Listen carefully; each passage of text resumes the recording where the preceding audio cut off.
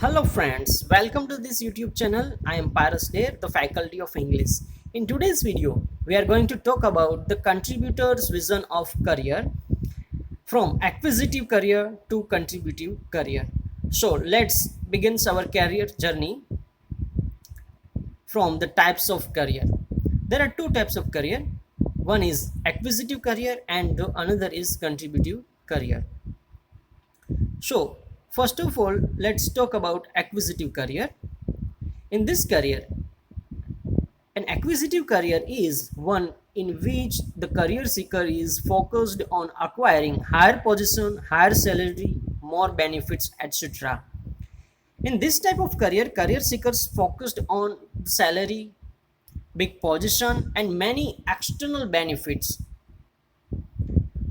The second thing, this preoccupation with selfish interest often damages the individual's career and equally important damages the organization and the society. આ ટાઈપનું જે career vision છે એમની અંદર selfish interest હોવાને લીધે વ્યક્તિની પોતાની કરિયર આગળ જતા ડેમેજ થાય છે, મતલબ નુકસાન થાય છે એને, અને ઇક્વલી ઇમ્પોર્ટન્ટ સેમ નુકસાન એ વ્યક્તિની સાથે સાથે જે તે ઓર્ગેનાઇઝેશન સાથે જોડાયેલા હોય છે એમને પણ આડકતરી રીતે નુકસાન થતું હોય છે. While we talk about the contributive career, and contributive career is one where the career seeker is focused on the contributing with rewards being a byproduct of the contributions made. In this career, career seekers focused only on the contribution.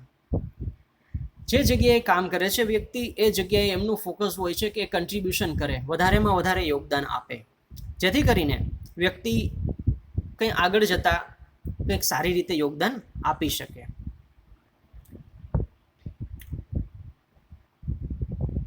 If we talk about the Swami Vivekananda, who speaks about the career, according to him, your career is an opportunity to make a huge difference to yourself and to the world at large.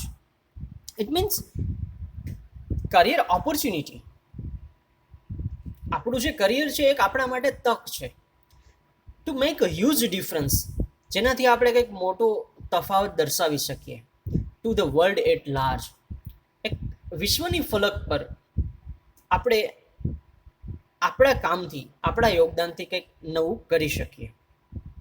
Swami Vivekananda believed that career does not mean begging for the employment or seeking to be gainfully occupied. Swami Vivekananda એવું માને છે કે કરિયરનો મતલબ એવું નથી begging કરવું, કે કોઈ પાસેથી આજીજી કરવી એમ્પ્લોયમેન્ટ માટે, રોજગારી મેળવવા માટે, ઓર સિકિંગ ટુ બી ગેનફુલી ઓક્યુપાઈડ, કે કંઈક જરૂર પૂરતું હોય એવું આપણે ઓક્યુપાઈડ કરી લેવું, પ્રાપ્ત કરી લેવું. પણ એના મત પ્રમાણે to him career Myint N opportunity. એના મત પ્રમાણે તો કરિયર છે એક તક છે કે જેથી કરીને opportunity of each one of us to embark upon a glorious journey of mighty contribution. Career એક શરૂઆત છે કે જેથી કરીને આપણે આપણી શરૂઆત એક ભવ્યતાથી કરી શકીએ કન્ટ્રીબ્યુશનની. એ કન્ટ્રીબ્યુશન કોનું હોય છે તો કે contribution to self, contribution to our community, to our nation and even to the world at large.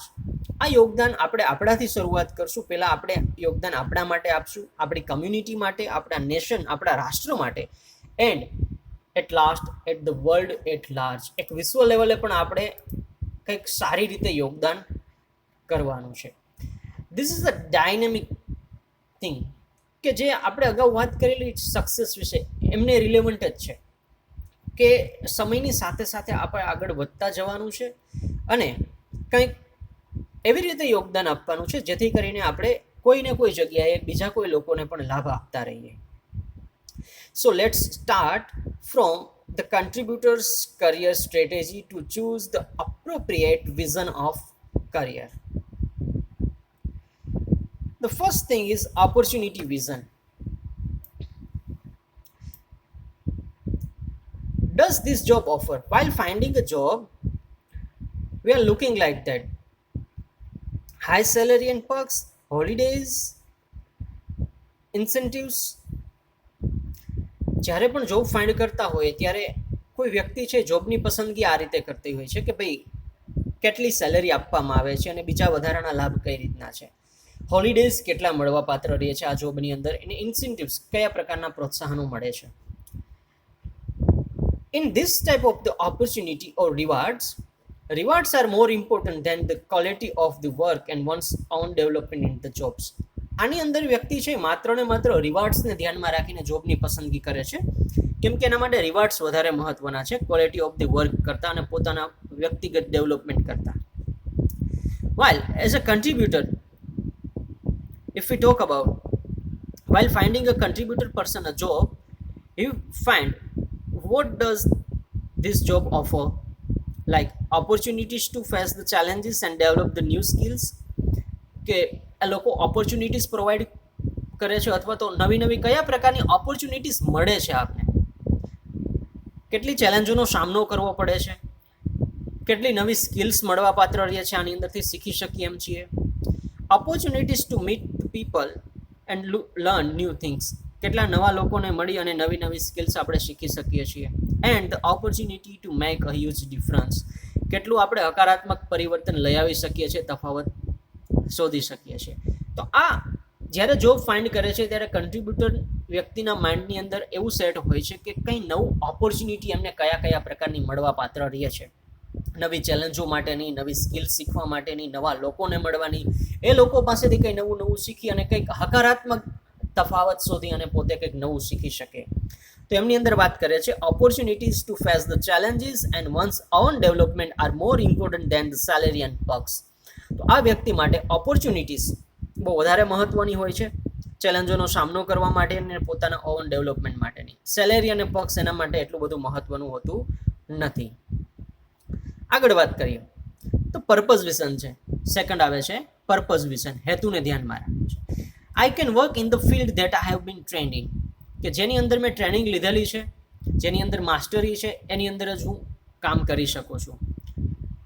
The non-contributor is limited by his or her domain of training and is unwilling to go beyond. Non-contributor વ્યક્તિ છે limited હોય છે, પોતે પોતાના ડોમેનની અંદર training લીધેલી હોય, એમની અંદર જ પોતે કામ કરવા ઈચ્છે છે, એ લોકોની ઈચ્છા નથી હોતી એ સિવાયના અંદર કામ કરવા માટે કે નવા ફિલ્ડની અંદર વર્ક કે હેલ્પફુલ થવા માટે. While if we talk about the contributor, he said that I will learn whatever is needed to perform well in my role. મારા રોલની અંદર સારી રીતે પરફોર્મ કરવા માટે જે કંઈ શીખવાની જરૂર પડશે આઈ વિલ લર્ન ઇટ, એ હું શીખી લઈશ. And help my team and organization to achieve its goal, અને સાથે સાથે હું મારી ટીમ અને મારા ઓર્ગેનાઇઝેશનને જે કંઈ ગોલ છે એ ગોલ પ્રાપ્ત કરવામાં જરૂર રીતે બધી રીતે હેલ્પફુલ થઈશ. સો કન્ટ્રીબ્યુટર અહીંયા કહે છે ધ કન્ટ્રીબ્યુટર્સ પર્પઝ ફોકસ્ડ. કન્ટ્રીબ્યુટર છે એ પર્પઝ ફોકસ્ડ છે, એ હેતુને ધ્યાનમાં રાખીને કામ કરે છે, નહીં કે પોતે પોતાને જે કંઈ સ્પેશિયલાઇઝેશન છે એમની સાથે જ જોડાયેલા રહીને કામ કરવાની ઈચ્છા ધરાવે છે. એ તો દરેક રીતે મદદરૂપ થવા માટેની એમની તૈયારી છે. And is thus willing to learn and do whatever it takes to serve the purpose. એ પર્પઝને ધ્યાનમાં રાખીને જે કંઈ શીખવું પડશે, જે કંઈ કાર્ય કરવું પડશે એ કાર્ય યોગ્ય રીતે કરશે, જેથી કરીને ટીમ અને ઓર્ગેનાઇઝેશનનો ગોલ પણ સરળતાથી પૂર્ણ થઈ શકે. હવે વાત કરીએ આપણે કેપેસિટી એક્સપાન્શન વિઝન. એમની અંદર વાત કરીએ તો I can do sum things well, don't ask me to do new things, કે હું અમુક વસ્તુ સારી રીતે કરી શકું છું તો મને કોઈ નવી વસ્તુ કરવા માટે ના કહેશો. આ વાત થઈ કમ્ફર્ટ ઝોનની. Here the non contributor person not want to come out of his or her comfort zone. The non-contributor rigidly sticks to his or her given job description and his or her own comfort zone. એ વ્યક્તિ રિજિડલી sticks હોય છે, બંધાયેલા હોય છે પોતાના જે job description આપેલું હોય કે ભાઈ આ તમારું કામ છે, તમારે આ કરવાનું, પણ એમનાથી બહાર એ વ્યક્તિ જવા ઈચ્છતા નથી હોતા, કેમ કે એને કમ્ફર્ટ ઝોન વધારે પ્રિય હોય છે. કમ્ફર્ટ ઝોન છોડે તો એમને વધારે મહેનત કરવી પડે છે, ડિફિકલ્ટીઝ અને ચેલેન્જોનો સામનો કરવો પડતો હોય છે કે જેના માટે એ વ્યક્તિ તૈયાર નથી હોતા. While we talk about the contributor person, they said that he or they believe that one must be willing to step out of one's comfort zone. એ વ્યક્તિ એમ કે છે, મારું એવું માનવું છે કે દરેક વ્યક્તિએ મસ્ટનો યુઝ કરે છે, ફરજિયાત પોતે પોતાના કમ્ફર્ટ ઝોનની બહાર આવવાની તૈયારી દર્શાવવી જોઈએ, ઈચ્છા હોવી જોઈએ. And try out new roles, કંઈક નવા રોલ માટે એમણે પ્રયત્ન કરવા જોઈએ. They will expand not only my skill set but also my capacity to learn and self esteem and confidence. આ જે છે એ વસ્તુ માત્ર ને માત્ર મારી સ્કિલ સેટ જ એક્સપાન્ડ કરશે એવું નથી, પણ એમની સાથે સાથે મારી કેપેસિટી પણ એક્સપાન્ડ થશે અને સેલ્ફ એસ્ટીમ અને કોન્ફિડન્સ પણ આગળ વધતો રહેશે અને પોતે એમાંથી કંઈક શીખતા પણ રહેશે. સો here the કન્ટ્રીબ્યુટર is willing to try out and learn new things. અહીંયા કન્ટ્રીબ્યુટર છે પોતે વિલિંગલી ઈચ્છા દર્શાવે છે કંઈક નવું શીખવા માટે. ડાયવર્સિફાઈ ઇફ નીડેડ, જરૂર પડશે તો પોતે બદલાવ પણ લઈ આવશે પોતાની અંદર, પોતાના કાર્યની અંદર. And also volunteer for new responsibilities, કે નવી જવાબદારીઓ સ્વીકારવા માટે પોતે એઝ એ વોલન્ટિયર તરીકે કામ કરશે. પોતે સામેથી કહેશે કે I am ready to handle this new responsibility and take on new roles. સાથે સાથે નવા રોલ પણ પોતે સારી રીતે ભજવી શકશે. Thus expanding his or her own capacity. આ રીતે વ્યક્તિ પોતે પોતાની જ કેપેસિટી છે એને એક્સપાન્ડ કરી શકે છે, વધારી શકે છે, કેમ કે પોતે કેપેસિટી એક્સપાન્શન વિઝનને ધ્યાનમાં રાખીને કામ કરે છે, કમ્ફર્ટ ઝોનને છોડી દે છે, નવું શીખવા માટેની સદાયને માટે એની અંદર તત્પરતા રહેલી હોય છે. Then the external growth and inner growth vision.